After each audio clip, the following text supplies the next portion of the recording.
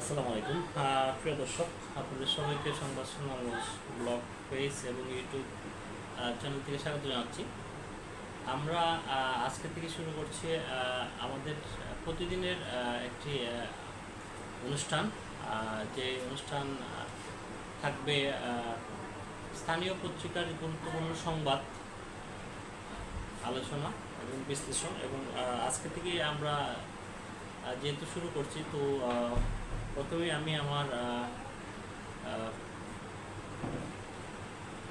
পক্ষ থেকে আপনাদের সবাইকে সালাম এবং শুভেচ্ছা জানাচ্ছি। এবং আমার যে ব্লগ সংবাদ সুনামগঞ্জ নিউজ ব্লগ পেজ, সেই ব্লগ পেজের পক্ষ থেকে আপনাদের সবাইকে সালাম ও শুভেচ্ছা জানাচ্ছি।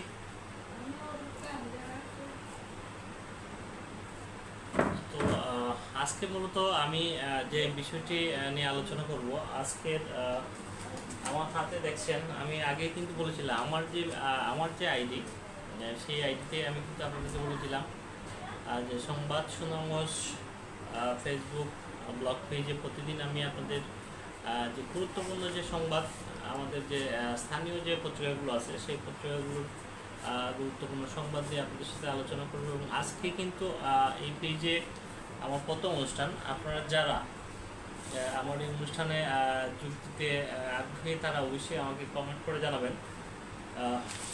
আজকে কিন্তু আমি 4টে পত্রিকা পেয়েছি সুনামগঞ্জ। আপনারা জানেন প্রায় 5টি পত্রিকা বের হয়।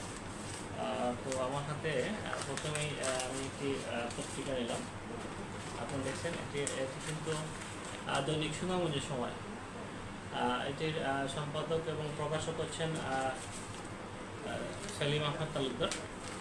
তা উনি আজকের যে আলোচনার প্রধান নিউজ কিন্তু ছিল, জনগণ চাইলে তারেক রহমান দানের শেষের প্রতীক আমার হাতে তুলে দেবেন। আলোচিত নিউজ দৈনিক সুনামগঞ্জের সময়। এরপরে কিন্তু আছে সুনামগঞ্জ 5 আসনে দানের শেষের সম্ভাব্য প্রার্থী বিএনপির আহ্বায়ক কলিমুদ্দিন আহমেদ মিলনের 31 দফার লিফলেট বিতরণ। তারপরে এখন আছে জুলাই যোদ্ধাদের রাস্তায় নামতে হয়েছে, এটা লজ্জাজনক। এটি একটি ডেস্ক রিপোর্ট। দেওয়ারা বাজার মোটরসাইকেল দুর্ঘটনায় যুবক নিহত। তারপরে হচ্ছে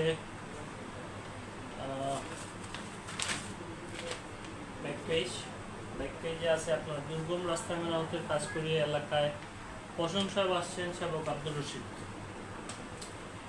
উপরে আছে ছাত্রদের ইউনিয়নের বিরুদ্ধে নিষিদ্ধ উপজেলা ছাত্রলীগ নেতার অভিযোগ। জাদুকাটা নদীর পার কেটে অবৈধ বালু উত্তোলন করার প্রতিবাদে ইজারাদারের সমাজ সমাধান।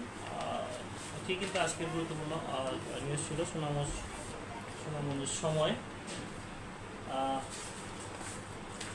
তারপরে কিন্তু একটা আলোচিত একটি সবার জনপ্রিয় একটি পত্রিকা ইদানিং দিন দিন জনপ্রিয় হয়ে উঠছে।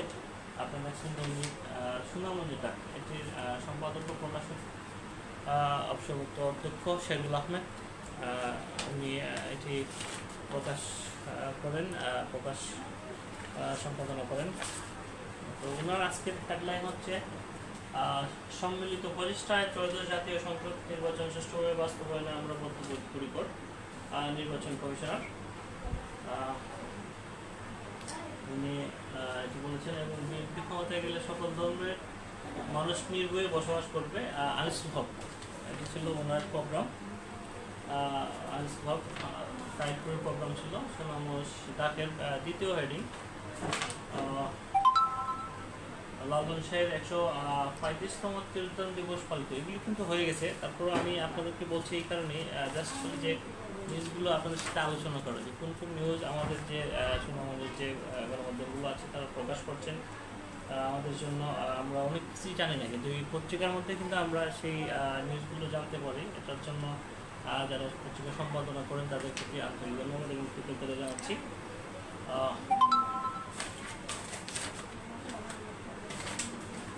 এরপরে হচ্ছে আপনার দৈনিক সুনামকণ্ঠ, সুনামগঞ্জের একটি আলোচিত এবং টপ পত্রিকা। দৈনিক সুনামকণ্ঠ নিয়ে এটি সম্পাদক এবং প্রকাশক সম্পাদনায় আছেন বিজন সেন, সিনিয়র সাংবাদিক বিজন সেন, দৈনিক সুনাম কণ্ঠ। এটি কিন্তু আমি এটি বিষয়ে একটু বলে নেই, আমি একসময় এই দৈনিক সুনাম কণ্ঠের সাথে জড়িত ছিলাম, যখন সাপ্তাহিক ছিল তখন থেকেই, সেই 2005-06 এটা শুরু হওয়ার ঠিক পরের বছর থেকেই কিন্তু আমি এটার সাথে কানেক্টেড ছিলাম। বিজন সেন আঙ্কেল উনি অত্যাধিক স্নেহ করেন আমাকে।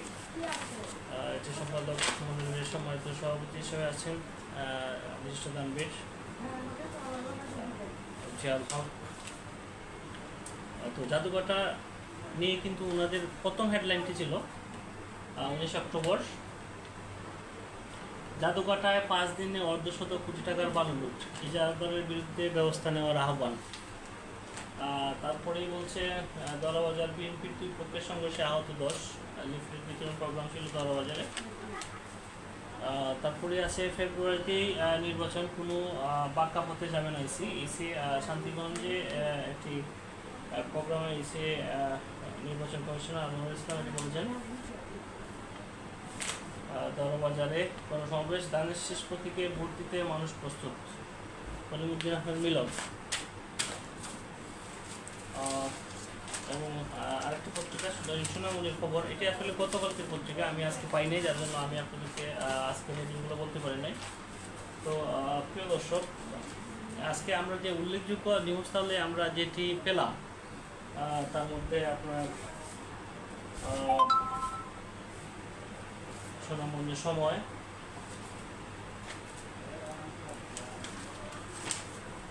দলাবাজারে মোটরসাইকেল দুর্ঘটনায় যুবক নিহত। আমরা প্রতিনিয়তই কিন্তু দুর্ঘটনা নিয়ে আমি একটু কথা বলি, প্রতিনিয়তই কিন্তু দুর্ঘটনা ঘটে, যা আসলে আমাদের জন্য খুবই দুঃখজনক, মর্মান্তিক। এই দুর্ঘটনা যেন না হয়, আমরা যারা গাড়ি চালক তারা একটু সতর্কভাবে চলাফেরা করব। এবং আজকে যেহেতু আমাদের অনুষ্ঠানের প্রথম দিন, সংবাদ সুনাম পেজে যা স্থানীয় যে পত্রিকাগুলো আছে সেই পত্রিকার শিরোনাম নিয়ে আমরা আলোচনা করছিলাম।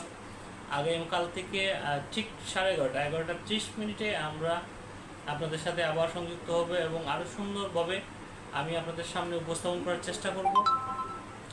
প্রতিদিনের আপডেট নিউজ, প্রতিদিনের স্থানীয় পত্রিকার যে সংবাদ শিরোনাম এবং সংবাদ, সেই সংবাদ নিয়ে আলোচনা করব আপনাদের স্বার্থে। আপনারা আমার সাথে থাকবেন এবং সংবাদ সুনামগঞ্জ পেজের সাথে থাকবেন। সবাইকে সালাম এবং শুভেচ্ছা জানিয়ে বিদায় নিচ্ছি। শুভরাত্রি। আসসালামু আলাইকুম।